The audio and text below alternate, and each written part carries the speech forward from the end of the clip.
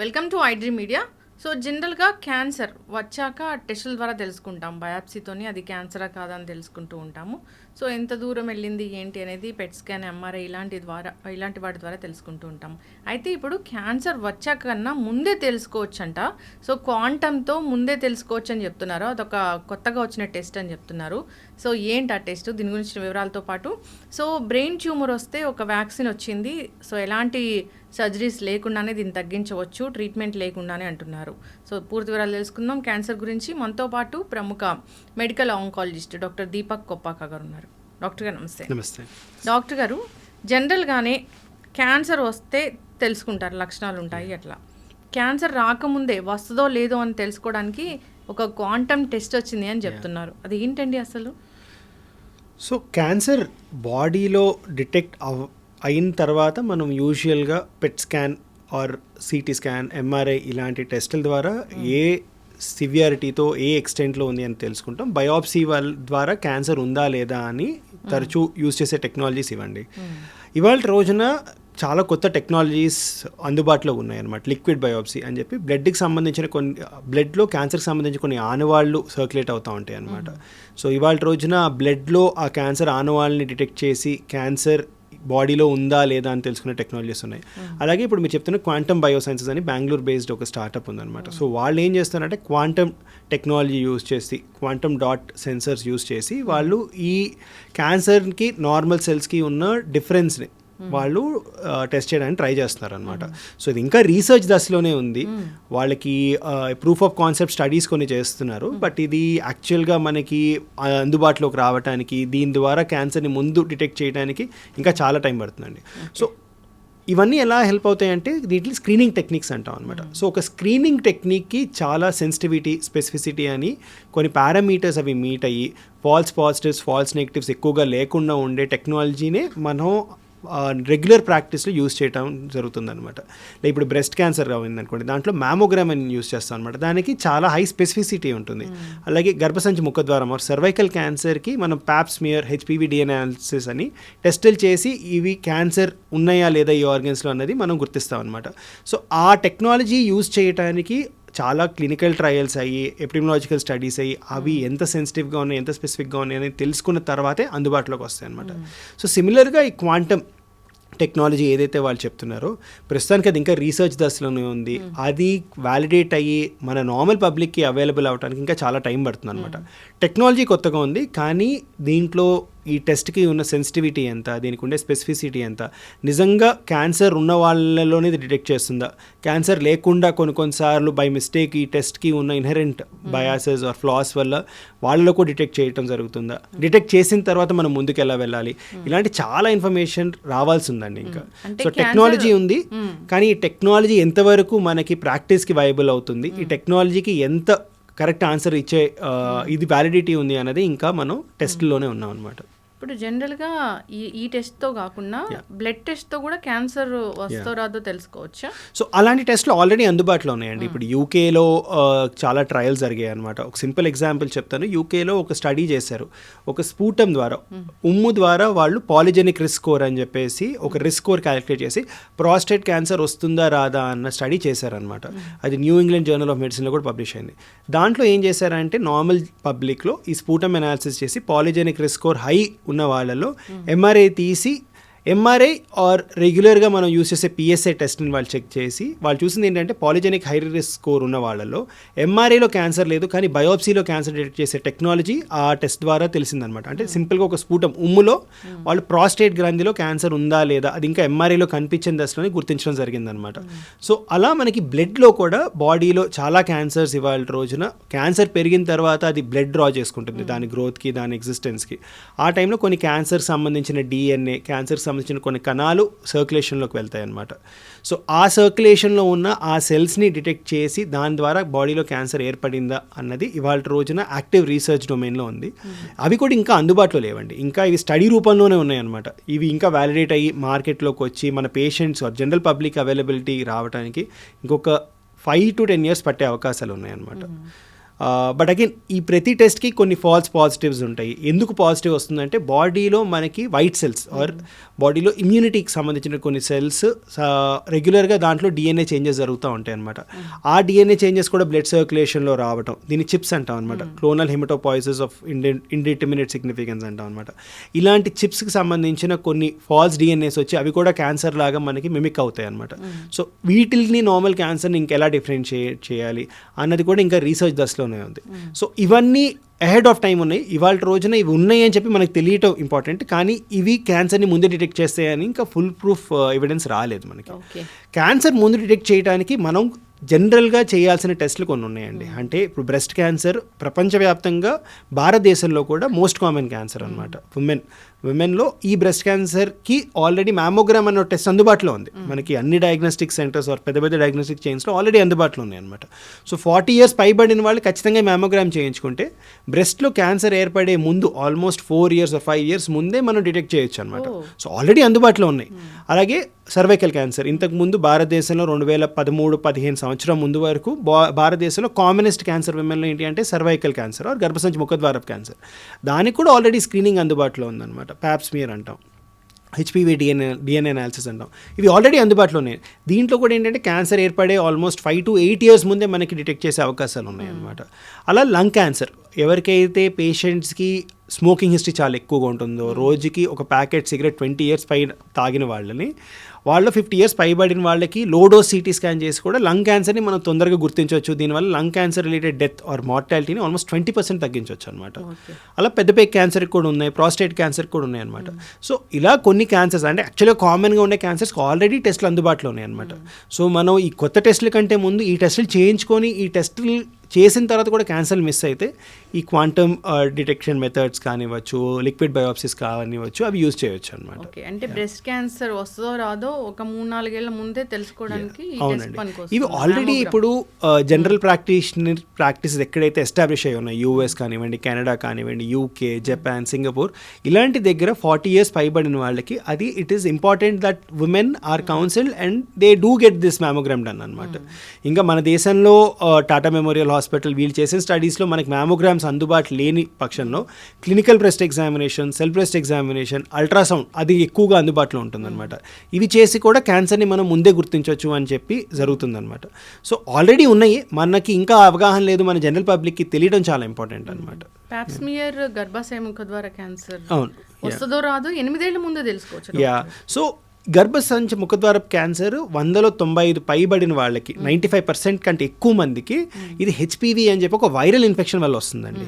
So ఈ viral infection అందరికీ ఉంటుంది, కానీ చాలా మందికి బాడీలో ఇమ్యూనిటీ దీన్ని తొలగించేస్తుంది అనమాట. ఎవరికైతే రిపీటెడ్ ప్రెగ్నెన్సీ ఉంటుందో ఆర్ అన్హైజీనిక్ కండిషన్స్లో ఉంటారో ఆర్ మల్టిపుల్ సెక్స్ పార్ట్నర్స్ ఉంటారో వీళ్ళని ఏమైపోతుంది అంటే ఆ హెచ్పివి అన్నది ఆ సర్విక్స్లో రీటైన్ అయిపోయి, ఆ సర్విక్స్లో రీటైన్ అయిపోవటం వల్ల ఆ సర్విక్స్లో ఉండే లైనింగ్ మెంబ్రెయిన్ ఆ పొరని ఎఫెక్ట్ చేసి ఆ కణాలు మెల్లగా క్యాన్సర్ కింద మారుతాయి అన్నమాట. సో ముందు సర్వైకల్ ఇన్సిటు నియోప్లాజం అంటాం అనమాట. వీటిల్లో ఏంటి అంటే ఇంకా పొర పూర్తిగా క్యాన్సర్ కింద మారకుండా కొన్ని చెడ్డ కణాలు మాత్రమే చేరుతాయి అనమాట. అవి 3 దశల్లో అనమాట, CAN1, CAN2, CAN3. ఈ 3 దశలు అయిన తర్వాత ఆ మెంబ్రెయిన్ని బ్రీచ్ అయినప్పుడు క్యాన్సర్ కింద మారుతుంది అనమాట. సో CAN1లో ఆల్మోస్ట్ 190 మందికి అది రిజాల్వ్ అయిపోతుంది అసలు ఏం చేయకుండా. CAN2, CAN3లో క్యాన్సర్ కింద మారే అవకాశాలు ఎక్కువగా ఉంటాయి అనమాట. సో ఈ ప్యాప్స్మియర్ ద్వారా మనకి ఈ కణాలు ఏ మోతాదులో ఉన్నాయి, క్యాన్సర్ కింద ఉన్నాయా లేదా అనేది తెలుస్తుంది. హెచ్పివి పర్సిస్ట్ అయ్యి ఉందా లేదా, హెచ్పివి డిఎన్ఏ అనాలిసిస్ అంటాం అనమాట. అది 5 ఏళ్ళకి ఒకసారి చేసినా సరిపోతుందండి. ఈ ప్యాప్స్మియర్ హెచ్పివి డిఎన్ఏ అనాలిసిస్ 5 ఏళ్ళకి ఒకసారి చేసినా మనకి ఈ కణాలు క్యాన్సర్ కింద మారే అవకాశాలు ఉన్నాయా లేదా తెలుస్తుంది అనమాట.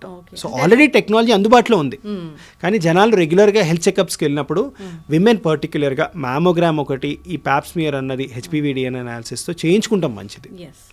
డాక్టర్ గారు చాలా చక్కగా చెప్పారు. అయితే లంగ్ క్యాన్సర్ని కూడా ముందుగానే డిటెక్ట్ చేయొచ్చు. సో లంగ్ క్యాన్సర్ అన్నది ఇవాళ రోజున ప్రపంచంలో 100లో 2/3 లంగ్ క్యాన్సర్స్ అనేది స్మోకర్స్లోనే వస్తాయండి.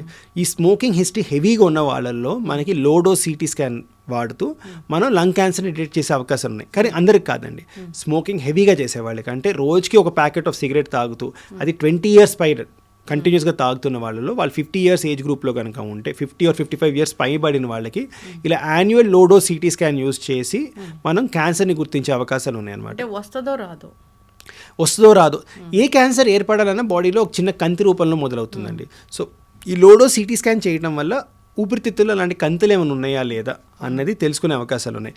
ఆ కంతి ఎలా ఉంది, దాని సైజ్ ఎంత, అది ఏ డైరెక్షన్లో పెరుగుతుంది, అది సాలిడ్గా ఉందా, సెమీ సాలిడ్గా ఉందా అన్నది సిటీ స్కాన్ ద్వారా తెలుస్తుంది అనమాట.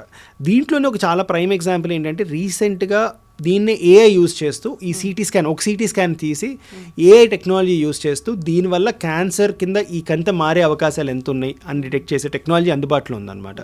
సో వీళ్ళలో ఏంటి అంటే ఆల్మోస్ట్ నెక్స్ట్ 6 years పాటు ఒక సిటీ స్కాన్ చేస్తే 6 ఏళ్ల తర్వాత వీళ్ళకి క్యాన్సర్ వచ్చే రిస్క్ ఉందా లేదా అన్నది ఏఐ టెక్నాలజీ మనకి డీసెంట్ సెన్సిటివిటీ స్పెసిఫిసిటీతో చెప్పగలుగుతుంది అనమాట. కానీ ఇంకా రిపీటెడ్ స్కాన్స్ చేయటం వల్ల, దాంట్లో ఏ టెక్నాలజీ యూజ్ చేయటం వల్ల మనకి ఇంకా బెటర్ ఆన్సర్స్ వచ్చే అవకాశాలు ఉన్నాయన్నమాట. కానీ అందుబాటులో ఉన్న టెక్నాలజీస్ చాలా క్యాన్సర్స్ని డిటెక్ట్ చేసే అవకాశం ఉన్నాయి. సో ఊపిరితిత్తుల క్యాన్సర్, బ్రెస్ట్ క్యాన్సర్ అనేది ప్రపంచవ్యాప్తంగా కామనెస్ట్ క్యాన్సర్స్ అనమాట. సో యాక్చువల్గా యూఎస్లో స్టడీ ఒకటి చేసిన దాంట్లో ఏంటంటే ఊపిరితిత్తుల క్యాన్సర్ వల్ల వచ్చి చనిపోయిన సంఖ్య తీసుకుంటే నెక్స్ట్ 4 క్యాన్సర్ల వల్ల వచ్చి చనిపోయే సంఖ్యతో పోలిస్తే ఊపిరితిత్తుల క్యాన్సర్ ఒక్కదాని వల్ల వచ్చి చనిపోయే జనాభా ఎక్కువగా ఉందన్నమాట. సో అంత సివియర్ డిసీజ్, అంత సీరియస్ డిసీజ్ అనమాట. ఎందుకు ఊపిరితిత్తుల క్యాన్సర్ని మనం తొందరగా గుర్తించలేము అంటే ఊపిరితిత్తులు అనేది చాలా పెద్ద ఆర్గన్ అనమాట. దీంట్లో వచ్చే చిన్న చిన్న కంతల్ని మనం డిటెక్ట్ చేయలేం, దానివల్ల పేషెంట్స్కి ఎటువంటి ఇబ్బంది రాదు. ఎప్పుడైతే ఈ కంత పెరిగి పక్కనున్న అవయవాలకు స్ప్రెడ్ అవటమో, లేదంటే అక్కడ పక్కనున్న ఆర్గన్స్ని కనుక డ్యామేజ్ చేయటం జరుగుతుందో, ఆర్ బాగా పెద్దగా గాలి తీసుకోవడానికి ఇబ్బంది అవటం, దగ్గు రావడం జరుగుతుందో అప్పుడే టెస్టులు చేయిస్తారనమాట. ప్రపంచవ్యాప్తంగా ఈ ఊపిరితిత్తుల క్యాన్సర్ అనేది 60 to 70% అడ్వాన్స్ స్టేజెస్లో బయటపడతాయి. భారతదేశంలో ఆల్మోస్ట్ 80% లంగ్ క్యాన్సర్స్ అనేది స్టేజ్ 3, స్టేజ్ 4లోనే బయటపడతాయి అనమాట. సో అలాంటి పేషెంట్స్లో ప్రాబబ్లీ ఈ ఏఐ ఆర్ లిక్విడ్ బయోప్సీస్ కానివ్వండి, క్వాంటమ్ టెక్నాలజీస్ కానీ హెల్ప్ అయ్యే అవకాశాలు ఉన్నాయన్నమాట. ఓకే డాక్టర్ గారు, ఇంకా జనరల్గా ఈ లంగ్ క్యాన్సర్ ఒకటి మనం తొందరగా గుర్తించలేము అంటారు. ఇంకా ఏ క్యాన్సర్స్ని మనం త్వరగా గుర్తించలేము అంటే తయారైంది, ట్యూమర్ ఉంది, అయినా మనకి లక్షణాలు కనపడలేదు అని ఏ ఉంటాయి అసలు? సో యాక్చువల్లీ చాలా క్యాన్సర్స్ మనకి అడ్వాన్స్ స్టేజెస్లో బయటపడతాయండి. సో క్యాన్సర్ అంటే ఏంటి అంటే, క్యాన్సర్ అంటే బాడీలో కొన్ని కణితులు లిమిట్ దాటి పెరగటం, అవి వేరే అవయవాలకు పాగటాన్ని మనం క్యాన్సర్ అంటాం అనమాట. సో ఇన్హెరెంట్గా మన బాడీలోనే ఏర్పడుతున్నాయి కాబట్టి ఇవి తెలుసుకుంటానికి కొంచెం టైం పడుతుంది అనమాట. సో కామన్గా విమెన్లో ఓవర్లుక్ చేసేది, మీ స్క్రీనింగ్ అవన్నీ చేయించుకుని ఓవర్లుక్ చేసేది ఏంటంటే ఓవేరియన్ క్యాన్సర్. దీంట్లో ఏమవుతుంది అంటే ఓవరీస్ నుంచి క్యాన్సర్ ఏర్పడుతుంది. కడుపులో ఉన్న పొర పెరిటోనియం మొమెంటంకి స్ప్రెడ్ అయ్యి నీరు చేరటం, దానివల్ల క్రమేణా ఆకలి తగ్గిపోవటం, కడుపులో నీరు చేరటం, యూరినరీ ప్రాబ్లమ్స్ రావటం, బౌల్ హ్యాబిట్స్ మారటం జరిగి దాని తీవ్రంగా మారిన తర్వాత హాస్పిటల్ ప్రెజెంట్ అవుతారు అనమాట. స్టమక్ క్యాన్సర్ సిమిలర్గా స్టమక్ లోపల కూడా క్యాన్సర్స్ ఏర్పడే అవకాశాలు ఉన్నాయి. అవి ఏమవుతాయి అంటే మెల్లగా కడుపులో అలా పెరిగి పెరిగి పెరిగి ఆహారం తీసుకునే లెవెల్ తగ్గిపోతుంది అనమాట. సడన్గా ఆకలి తగ్గిపోవటం, కొంచెం తిన్న కడుపు నిండినట్టు అయిపోవటం, తిన్న తర్వాత వామిటింగ్స్ అవ్వటం, ఇలాంటి ప్రెజెంటేషన్స్తో పేషెంట్స్ ఎప్పుడైతే మా దగ్గరికి వస్తారో అప్పటికే రోగం చాలా తీవ్రంగా మారే అవకాశాలు ఉన్నాయన్నమాట. సో చాలా క్యాన్సర్స్ ఇలాగే ప్రజెంట్ అవుతాయి అనమాట. అందుకనే మేము పేషెంట్స్ చెప్పేది ఏంటంటే, మీరు ఎటువంటి యాక్టివ్ ఇంటర్వెన్షన్ లేకుండా, మీరు ఏమీ చేయకపోయినా బరువు తగ్గుతున్నా, కొంచెం తిన్నా కడుపు నిండిపోయినట్టు అవుతున్నా, లేదంటే బౌల్ హ్యాబిట్స్ ఏ చేంజ్ లేకుండా, డైట్లో ఏం ఫిజికల్ యాక్టివిటీ చేంజెస్ లేకుండా బౌల్ హ్యాబిట్స్ మారిన, అంటే విరోచనాలు ఎక్కువైపోవటం, అలా కొన్ని రోజులు మరి కాన్స్టిపేషన్ ఎక్కువ అవటం, ఆర్ స్టూల్లో కన్సిస్టెన్సీ మారటం, దాంట్లో బ్లడ్ రావటం, ఇలాంటి ఇబ్బందులు ఉంటే నెగ్లెక్ట్ చేయకుండా ముందు డాక్టర్ని సంప్రదించాల్సిన అవసరం చాలా ఉందన్నమాట. ఇవి నెగ్లెక్ట్ చేసే కొద్దీ బాడీలో ఇవి పెరిగి బాడీ మనకి ఇస్తున్న సైన్స్ని మనం ఓవర్లుక్ చేయటం వల్ల ఇవి తీవ్రంగా మారే అవకాశాలు చాలా ఉన్నాయి అన్నమాట.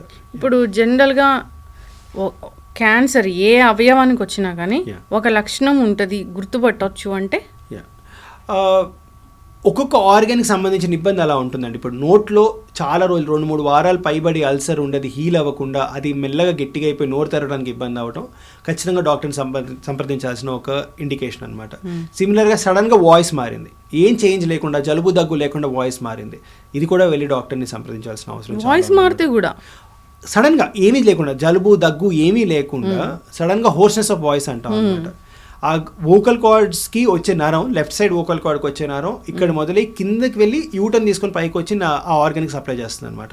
సో ఊపిరితిత్తుల్లో ఏమైనా ప్రాబ్లం ఉంది, ఆర్ అక్కడ లింఫ్ నోడ్స్ కరెక్టే, ట్యూబర్క్లోసిస్ వల్ల కూడా అవ్వచ్చు, క్యాన్సర్ అనే కాదు, ట్యూబర్క్లోసిస్ వల్ల కూడా ఇక్కడ లింఫ్ నోడ్స్ ఏర్పడి ఈ నరాన్ని డ్యామేజ్ చేయొచ్చు. సో సడన్గా ఏం ఎక్స్ప్లెనేషన్ లేకుండా వాయిస్ ఎందుకు మారుతుందండి? జలుబు చేసిందంటే అర్థం చేసుకోవచ్చు, ఏమీ లేకుండా వాయిస్ ఎందుకు మారుతుంది. అలాంటివి ఏమైనా ఉంటే నెగ్లెక్ట్ చేయకూడదు. దగ్గు వస్తుంది, 3 వారాలు పైబడి 4 వారాలు పైబడి దగ్గు వస్తుంది, దాంట్లో కళ్ళు పడుతుంది, రక్తం కనిపిస్తుంది, నెగ్లెక్ట్ చేయకూడదు సిమ్టమ్స్ అనమాట. ఏ ఎక్స్ప్రెషన్ లేకుండా ఆకలి తగ్గిపోయింది, వాంతులు అవుతున్నాయి రిపీటెడ్గా, కొంచెం తిన్నా కడుపు నిండినట్టు అవుతుంది, ఖచ్చితంగా డాక్టర్ని సంప్రదించాల్సిన అవసరం. ఇవన్నీ క్యాన్సర్కి లక్షణాలని కాదు, బాడీలో ఏదో ఒక ప్రాబ్లం ఉంది, అల్సర్ అవ్వచ్చు కడుపు లోపల, ఏదో ఒక ప్రాబ్లం, దానికి మేనిఫెస్టేషన్స్ ఇస్తుంది, బాడీ సిగ్నల్స్ ఇస్తుంది. మనం దాన్ని ఓవర్లుక్ చేయకుండా డాక్టర్ని సంప్రదించాల్సిన అవసరం చాలా ఉంది. ఓకే, అయితే లివర్ క్యాన్సర్ని కూడా ముందుగానే డిటెక్ట్ చేయొచ్చా? సో లివర్ క్యాన్సర్ అనేది చాలా ట్రిక్కీ అండి. సో లివర్లో క్యాన్సర్ ఎలా ఏర్పడుతుంది? లివర్కి ఒక ప్రత్యేకమైన నేచర్ ఉంటుందండి. మనం సగం లివర్ తీసేసిన మనిషికి మిగిలిన లివర్ రీజనరేట్ అవుతుంది, అది లివర్కి ఉన్న బేసిక్ ప్రాపర్టీ. కానీ ఈ లివర్కి కాన్స్టెంట్ డ్యామేజెస్ అవుతున్నాయి. ఎలాంటి డ్యామేజెస్? ఆల్కహాల్ తీసుకుంటాం వల్ల. ఆల్కహాల్ అనేది లివరే మెటబలైజ్ చేసి బయటకు పంపించాలన్నమాట. సో ఈ ఆల్కహాల్ తీసుకుంటాం వల్ల లివర్ సెల్స్ ఇంజ్యూర్ అవుతాయి.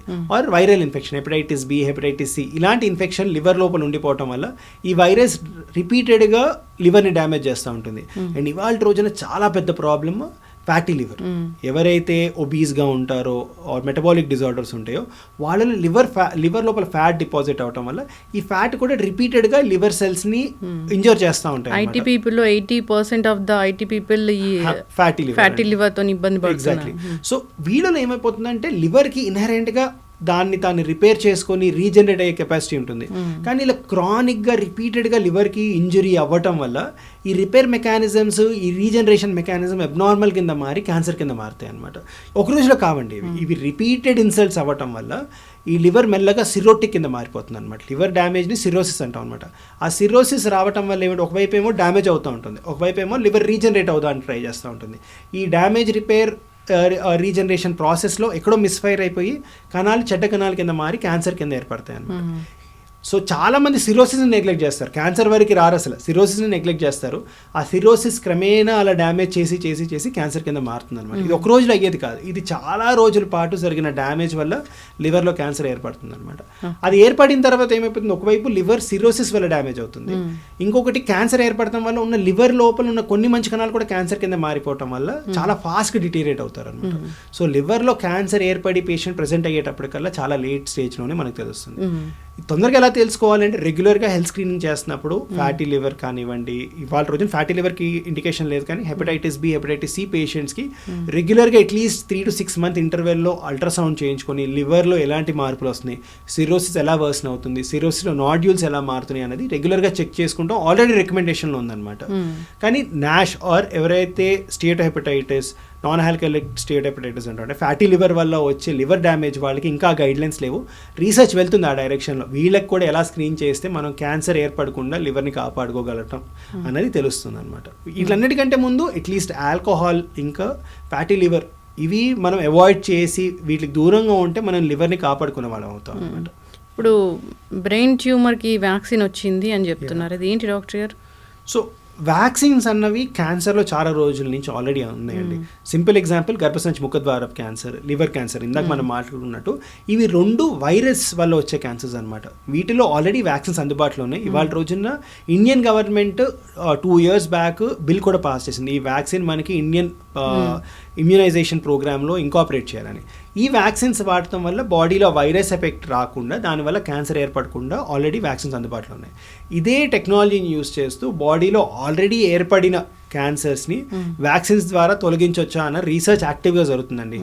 చాలా క్యాన్సర్స్లో ఇవి ఆల్రెడీ ప్రాస్టేట్ క్యాన్సర్లో కావచ్చు, లంగ్ క్యాన్సర్లో కావచ్చు ఇవి వాడటం జరిగింది. ఇవి చాలా సందర్భాల్లో phase 3 క్లినికల్ ట్రయల్స్కి వచ్చేటప్పటికల్లా ఫెయిల్ అయ్యాయి అనమాట. సో వ్యాక్సిన్స్ వల్ల అంత బెనిఫిట్ లేదు అని చెప్పి చాలా క్యాన్సర్స్లో ఆల్రెడీ వాళ్ళు ఎస్టాబ్లిష్ చేశారనమాట. కానీ కొన్ని రకాల క్యాన్సర్స్లో లైక్ బ్లాడర్ క్యాన్సర్ ఇంకా మెలనోమాలో ఈ వ్యాక్సిన్స్ని కొంచెం జెనెటిక్గా మాడిఫై చేసి బయో ఇంజనీరింగ్ టెక్నాలజీ ద్వారా ఈ వ్యాక్సిన్స్ని మాడిఫై చేసి యూజ్ చేయటం వల్ల ఈ క్యాన్సర్స్ తగ్గాయి. సో స్కిన్ లీజన్స్, మెలనోమా అని ఒక స్కిన్ క్యాన్సర్లో స్కిన్ లీజన్ లోపల ఈ వైరల్ వ్యాక్సిన్స్ని ఇంజెక్ట్ చేయటం వల్ల క్యాన్సర్స్ తగ్గటం ఆల్రెడీ చూపించారు. బ్లాడర్ క్యాన్సర్లో కూడా ఇంకా అడ్వాన్స్ స్టేజెస్లో లేకుండా బ్లాడర్లో నాన్ మజిల్ ఇన్వేసివ్ స్టేజ్లో ఉన్నప్పుడు ఈ వ్యాక్సిన్స్ యూజ్ చేయడం వల్ల క్యాన్సర్ తగ్గుతుంది అని చెప్పి ఆల్రెడీ ఎస్టాబ్లిష్ అయ్యారు. కానీ బ్రెయిన్ ట్యూమర్లో ఇది ఇంకా ర్యాట్ ఎక్స్పెరిమెంట్స్లోనే ఉంది అండి. వీళ్ళు ఏం చేశారంటే mRNA వ్యాక్సిన్ యూజ్ చేస్తూ ఈ బ్రెయిన్ ట్యూమర్లో మౌస్లో గ్లయోబ్లాస్టోమా ని ఇండ్యూస్ చేసి ఈ వ్యాక్సిన్ ఇంజెక్ట్ చేసి దాన్ని తగ్గించడం జరిగిందనమాట. సో అది చూసిన తర్వాత హ్యూమన్ ట్రయల్స్లో దాన్ని ఆల్రెడీ ఇంట్రడ్యూస్ చేస్తున్నారు. సిమిలర్గా రష్యాలో కూడా వ్యాక్సిన్స్ యూజ్ చేస్తున్నారు అని చెప్పారనమాట. సో రష్యన్ వ్యాక్సిన్స్ ఏంటి అంటే ట్యూమర్కి సంబంధించిన కొన్ని యాంటీజెన్స్ని వాళ్ళు ఆర్టిఫిషియల్ ఇంటెలిజెన్స్ ద్వారా ఐడెంటిఫై చేసి దానికి సంబంధించిన టైట్రేటెడ్ mRNA వ్యాక్సిన్స్ యూజ్ చేసి దీనివల్ల క్యాన్సర్ తగ్గుతుంది అన్న ఒక హైపోథసిస్ని వాళ్ళు మళ్ళీ ర్యాట్ ఎక్స్పెరిమెంట్స్, ఈ ప్రీ క్లినికల్ ఎక్స్పెరిమెంట్స్ అంటాం అనమాట, వాటిలో స్టడీ చేశారు. ఇప్పుడు హ్యూమన్ ఎక్స్పెరిమెంట్స్కి వచ్చాయండి. వీటి సక్సెస్ రేట్ ఎలా ఉంటుంది అనేది మనకి హ్యూమన్ క్లినికల్ ట్రయల్స్ అయిన తర్వాత తెలుస్తుంది. ఇవి అందుబాటులో ఉన్నాయా అంటే లేవు. ఎలా అందుబాటులో ఉంటాయంటే క్లినికల్ ట్రయల్లో మీరు పార్టిసిపేట్ చేస్తే ఆ క్లినికల్ ట్రయల్ ద్వారా మనకి ఈ మందులు అందుబాటులో ఉన్నాయి తప్ప రెగ్యులర్ యూస్కి ఇంకా ఇవి లేవండి. ఓకే, అయితే క్యాన్సర్ వచ్చింది అని తెలిసినప్పుడు వాళ్ళకి ట్రీట్మెంట్ అంటే మందులతోనా, సర్జరీతోనా, ఇంకా రేడియేషన్తోనా, ఎలా డాక్టర్ గారు? సో ఇది ఎలా ఉంటుందంటే ఒక్కొక్క ఆర్గన్కి ఒక్కొక్క ట్రీట్మెంట్ చేస్తామండి. సో అది దేని బట్టి ఉంటుంది అంటే లోకల్గా ట్యూమర్ తిరిగి వస్తుందా, లేదంటే వేరే అవయవాల్లో తిరిగి వస్తుందా, ఆ ఆర్గన్ని మనం తీసేయటం వల్ల ఫంక్షనాలిటీ, మనిషి క్యాన్సర్ని జయించిన తర్వాత తను రెగ్యులర్లు పని చేసుకోగలుగుతాడా లేదా అన్న చాలా ఫ్యాక్టర్స్ని కన్సిడర్ చేసుకొని మనం ట్రీట్మెంట్ ఇవ్వడం జరుగుతుంది అనమాట. సో చాలా క్యాన్సర్స్ ఏంటంటే లోకల్గా చాలా తీవ్రంగా ఉండటం వల్ల వాళ్ళు సర్జరీ అన్న ఆప్షన్ ప్రిఫర్ చేస్తాం అనమాట. కొంతమందికి ఏమైపోతుందంటే ఇప్పుడు థ్రోట్లో వచ్చే క్యాన్సర్ సర్జరీ చేయాలంటే పేషెంట్కి ఈ ఆర్గన్ తీసేయాలి, దానివల్ల మాట రావడానికి ఉండదు, పేషెంట్ ఆహారం తీసుకోవడానికి కష్టం అవుతుంది. సో వీటిలో ఆర్గన్ ప్రిజర్వేషన్ స్ట్రాటజీస్ యూజ్ చేయటం, వీళ్ళలో రేడియేషన్ యూజ్ చేయడం చాలా కామన్గా చేస్తాం అనమాట. లైక్ సర్విక్స్, గర్భసంచి ముఖద్వార క్యాన్సర్ కానివ్వండి, వీటిల్లో ఆర్గన్ ప్రిజర్వ్ చేయడం కోసం మనం రేడియేషన్ అనే టెక్నాలజీ వాడతాం. సర్జరీ, రేడియేషన్ ఈ రెండు టెక్నిక్స్ ఏంటంటే లోకల్గా ట్యూమర్ని బాగా కంట్రోల్ చేస్తాయి అనమాట. కానీ ట్యూమర్కి ఉన్న ఇంకొక లక్షణం ఏంటంటే పాకటం, వేరే అవయవాలకు వెళ్ళే అవకాశాలు ఉంటాయి అనమాట. వాటిని కంట్రోల్ చేయడం కోసం కీమోథెరపీ, టార్గెటెడ్ థెరపీ, ఇమ్యూనోథెరపీ లాంటి ట్రీట్మెంట్స్ యూజ్ చేయడం జరుగుతుంది అనమాట. ఇవన్నీ చాలా క్యాన్సర్స్లో కలిపి చేయటం వల్ల మనం ఎక్కువ మందిని వాళ్ళ రోజున క్యూర్ చేసే అవకాశాలు ఉన్నాయి అన్నమాట. ఓకే, క్యాన్సర్ క్యూర్ అవుతుందా? సో క్యాన్సర్ క్యూర్ అవుతుందా అన్నది చాలా ఇంపార్టెంట్ క్వశ్చన్ అండి. క్యాన్సర్ ఎప్పుడు క్యూర్ అవుతుంది? సో ఒకటి, క్యాన్సర్ ఏ అవయవంలో మొదలైంది. కొన్ని అవయవాల్లో మొదలైన క్యాన్సర్ 4వ దశలో ఉన్న క్యూర్ అయ్యే అవకాశాలు ఉన్నాయి. లైక్ లింఫోమాస్, కొన్ని రకాల టెస్టిక్యులర్ ట్యూమర్స్, ఇలాంటివి అడ్వాన్స్ స్టేజ్లో ఉన్న క్యూర్ అయ్యే అవకాశాలు ఉన్నాయి అన్నమాట. కానీ ఎక్కువ వరకు క్యాన్సర్ని మనం తొందరగా గుర్తిస్తే, ఎర్లీ స్టేజెస్లో గుర్తిస్తే క్యూర్ రేట్స్ అనేవి సిగ్నిఫికెంట్గా పెరుగుతాయి. స్టేజ్ పెరిగే కొద్దీ క్యాన్సర్ బాడీలో ఎంత పాకింది అనే దాన్ని బట్టి క్యూర్ రేట్స్ తగ్గుతూ ఉంటాయి అన్నమాట. కానీ ఇవాళ రోజున టెక్నాలజీ వల్ల అసలు క్యాన్సర్ బాడీలో ఎందుకు ఏర్పడిందో తెలుసుకొని దానికి తగ్గట్టుగా టార్గెటెడ్ థెరపీస్, ఇమ్యూనోథెరపీస్ ఇవ్వటం వల్ల 4వ దశలో క్యాన్సర్ ఉన్న పేషెంట్ లైఫ్ స్పాన్ మనం గణనీయంగా పెంచడానికి వీలవుతుంది అనమాట. సింపుల్ ఎగ్జాంపుల్ ఏంటంటే ఒక రకమైన లంగ్ క్యాన్సర్ ఉంటుంది అనమాట. అవి మ్యూటేషన్ డ్రివెన్ లంగ్ క్యాన్సర్స్ అంటాం. వాళ్ళలో జను మార్పిడి రావటం వల్ల, ఆల్క్ అని ఒక జను మార్పిడి రావటం వల్ల క్యాన్సర్ ఏర్పడుతుంది.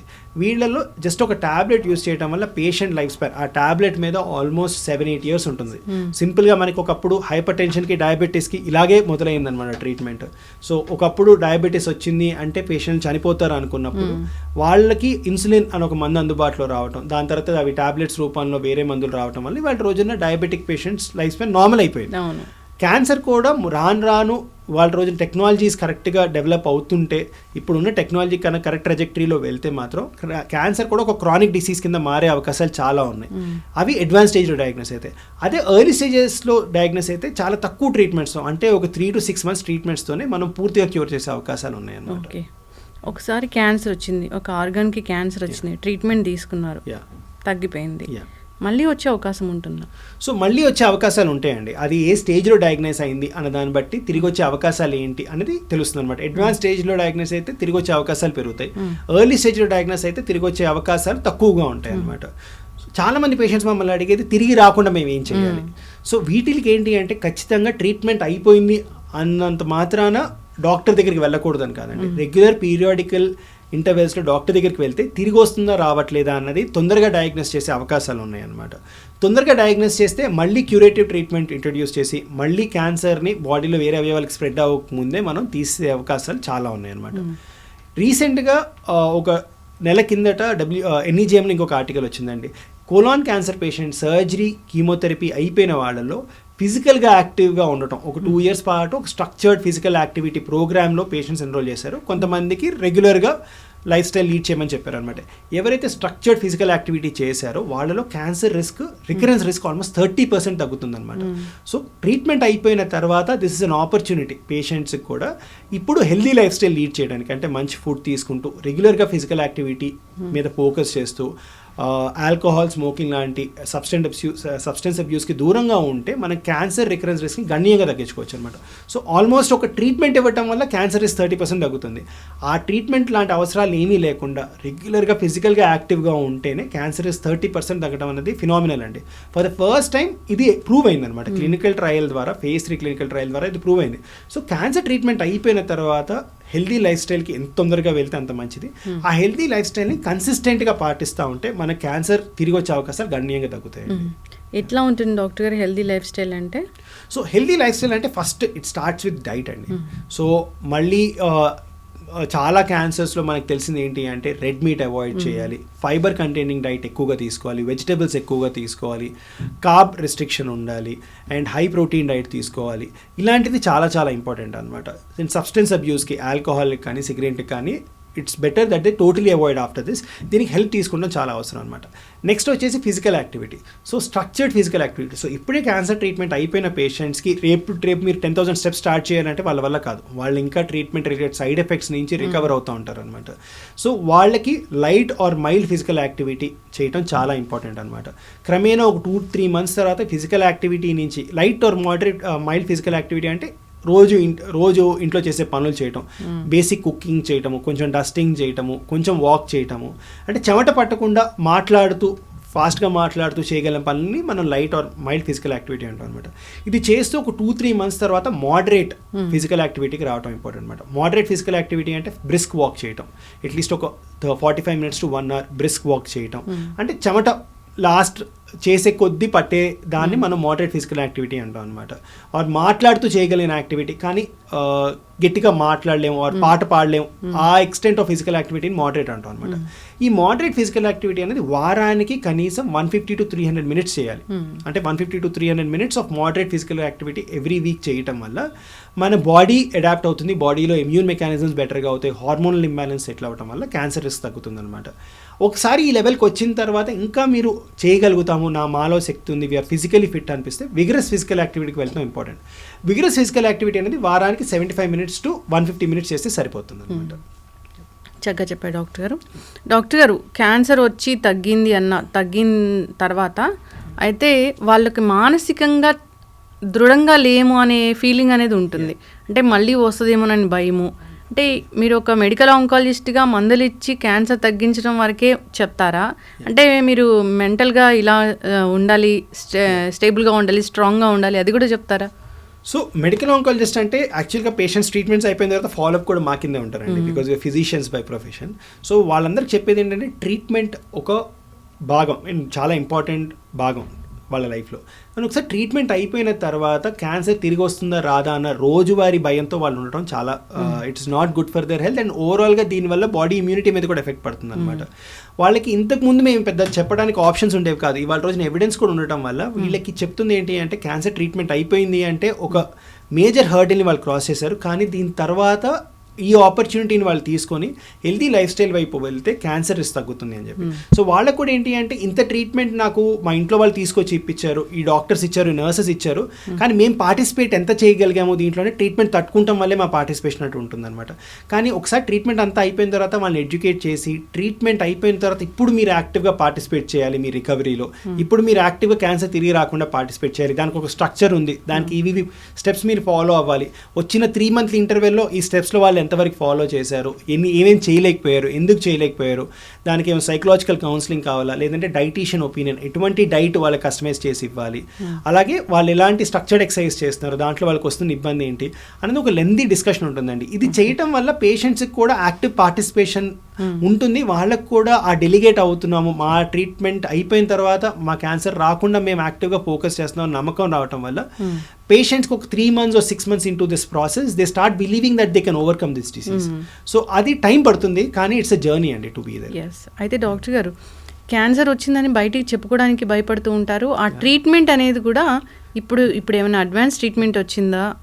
అంటే జుట్టు రాలిపోతుంది, ఇంకా కాల్ చేస్తారు అట్లాగా అలా సో ఆ ఉంటుందా? భయాలు చాలా ఉంటాయండి. కానీ యాక్చువల్గా ఈ జుట్టు రాలిపోవడం అనేది కూడా చాలా ట్రాన్సియంట్గా జరుగుతుంది. పేషెంట్స్కి అది అయిపోయిన తర్వాత ఒక 3 to 6 months తర్వాత జుట్టు వచ్చేస్తుంది. కానీ ఇవాళ రోజున కొన్ని రకాల కీమోథెరపీస్కి అసలు జుట్టు రాలట్లేదు. అలాగే టార్గెటెడ్ థెరపీస్, ఇమ్యూనోథెరపీస్ అసలు జుట్టు రాలటం అనేది జరగదు అనమాట. రేడియేషన్ అనగానే కూడా భయపడతారు, కాల్ చేస్తారా ఏంటి అనేది. రేడియేషన్ అనేది ఇచ్చే అవయవం బట్టి అండి. బ్రెస్ట్ కానీ గర్భసంచి ముఖద్వారం కానీ వాళ్ళ రోజున అడ్వాన్స్ రేడియేషన్స్ వల్ల చాలా మినిమల్ సైడ్ ఎఫెక్ట్స్ వస్తున్నాయి. అసలు పేషెంట్స్ తెలియని కూడా తెలియదు వాళ్ళకి అంత ట్రీట్మెంట్ ఇస్తున్నారు అని చెప్పేసి. సో టెక్నాలజీ మనకి వాళ్ళ రోజున ఉన్న అడ్వాన్స్ టెక్నాలజీస్ వల్ల ఈ సైడ్ ఎఫెక్ట్స్ కూడా గణనీయంగా తగ్గాయి అనమాట. సో భయపడాల్సిన అవసరం లేదు. సైడ్ ఎఫెక్ట్స్ మేనేజ్మెంట్ బెటర్గా ఉన్నాయి. సైడ్ ఎఫెక్ట్స్ రాకుండా కూడా ఇవాళ రోజున చాలా ప్రియంటివ్ ట్రీట్మెంట్స్ ఉన్నాయి. ధైర్యంగా ట్రీట్మెంట్ తీసుకొని ట్రీట్మెంట్ అయిపోయిన తర్వాత హెల్దీ లైఫ్ స్టైల్కి వస్తే చాలా ఈజీగా ఉండబోతుందండి. యంగ్స్టర్స్ ఎవరైనా పెళ్లిగా వాళ్ళకి క్యాన్సర్ వచ్చింది అన్నప్పుడు తగ్గిపోయిన తర్వాత వాళ్ళు నార్మల్ లైఫ్ లీడ్ చేయొచ్చు డాక్టర్ గారు? అవునండి.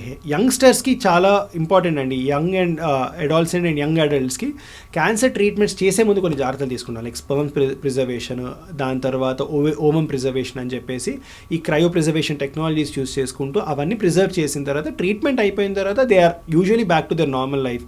అండ్ మేము కొన్ని బ్లడ్ క్యాన్సర్ ట్రీట్ చేసిన పేషెంట్స్ రికవర్ అయిపోయి నార్మల్ అయిపోయి వాళ్ళు డాక్టర్స్ ఎంబీబీఎస్ కోర్స్ పర్సూ చేస్తున్న వాళ్ళు కూడా చాలామంది ఉన్నారనమాట. So it is most often that they come back to their normal life. వీళ్ళు హెల్తీగా ఉంటారు, వీళ్ళ బోన్ మ్యారో రిజర్వ్స్ ఇవి బాగుంటాయి కాబట్టి ట్రీట్మెంట్ బాగా టాలరేట్ చేసి ట్రీట్మెంట్ నుంచి క్యూర్ అయ్యే అవకాశాలు వీళ్ళలో చాలా ఎక్కువగా ఉంటాయి అనమాట. ఇప్పుడు మేల్ ఒక 40 వచ్చింది, ఫీమేల్ ఒక 40 వచ్చారు అన్నప్పుడు సో ఖచ్చితంగా వెళ్ళి అన్నట్లు ఇప్పుడు గర్భాశయ ముఖ ద్వారా క్యాన్సర్ టెస్ట్ ఫీమేల్లో అయితే అట్లా, బ్రెస్ట్ క్యాన్సర్కి సంబంధించి మ్యామోగ్రామ్ ఇలాంటి టెస్టులతో పాటు మేల్లో ఏముంటాయి డాక్టర్ గారు? సో మేల్లో 45 years తర్వాత కొలనోస్కోపీ అని ఒక టెస్ట్ చేయటం వల్ల పెద్ద పేగుకు సంబంధించిన క్యాన్సర్ గుర్తించవచ్చండి. యాక్టివ్ స్మోకింగ్ హిస్టరీ కనుకుంటే 50 years తర్వాత లోడో సిటీ స్కాన్ చేసి ఊపిరితిత్తుల క్యాన్సర్ని గుర్తించవచ్చు. 55 years తర్వాత పిఎస్ఏ అనే టెస్ట్ చేసి ప్రాస్టేట్ క్యాన్సర్ని గుర్తించవచ్చు అనమాట. సో ఇవి కామన్గా మేల్లో వచ్చే క్యాన్సర్స్ అనమాట. ఇండియన్ కాంటెక్స్కి వచ్చేటప్పటికల్లా ఏంటి అంటే ఓరల్ క్యావిటీ, ఇండియన్ పేషెంట్స్ ఎవరికైతే టొబాకో యూస్ బాగా ఎక్కువగా ఉంటుందో, ఎవరైతే గుట్కా పాన్కైన్ ఇలాంటివి తీసుకుంటూ ఉంటారో ఓరల్ క్యావిటీ స్క్రీనింగ్ 30 years తర్వాత చేయించుకున్నా మంచిదేనండి.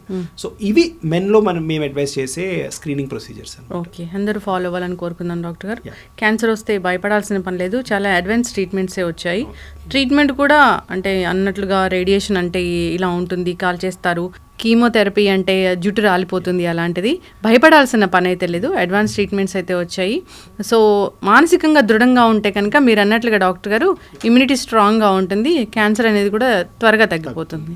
చక్కటి ఇన్ఫర్మేషన్ అండి. సో ఫాలో అవ్వాలని కోరుకున్నాం. ధన్యవాదాలు. And don't forget to subscribe to iDream. And for more videos, please subscribe to iDream. Please subscribe to iDream. Please subscribe iDream. And please subscribe to iDream. For more videos, subscribe to iDream. please like, share and subscribe to the channel. Congratulations, iDream. Subscribe to iDream. Subscribe to iDream. So subscribe to iDream Media. iDream ki iDream team andarki huge congratulations. Please subscribe iDream Media. Please subscribe to iDream. Subscribe iDream. Please subscribe to iDream. iDream అంటే నా కళల channel subscribe చేసుకున్న నోరు తిరుగుతలేదు, మీరైతే గంట గుర్తు కొట్టండి. For more such videos, please subscribe to iDream. Subscribe to iDream. Please subscribe to iDream. Please subscribe iDream Media. Please do subscribe to iDream. Please subscribe to iDream Media. For best entertainment and information, please subscribe iDream.